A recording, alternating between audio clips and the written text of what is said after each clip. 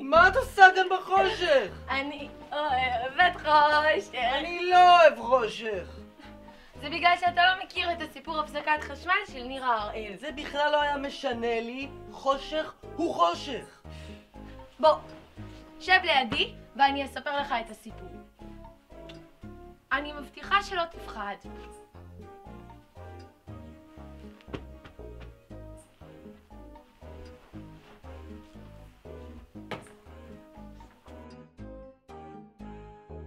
הפסקת חשמל מאת נירה הראל.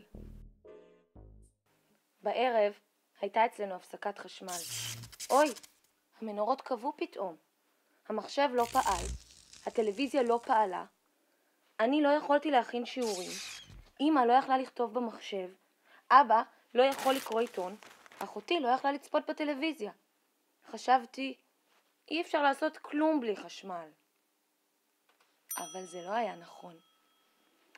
כולנו התיישבנו במיטה של ההורים, סיפרנו סיפורים מפחידים בחושך, שרנו שירים מצחיקים, והתחממנו לנו יחד מתחת לשמיכה. פתאום נדלק האור, ושוב היה חשמל. המחשב והטלוויזיה פעלו, וכל אחד חזר לעיסוק שלו. ואני חשבתי, הלוואי שגם מחר תהיה הפסקת חשמל.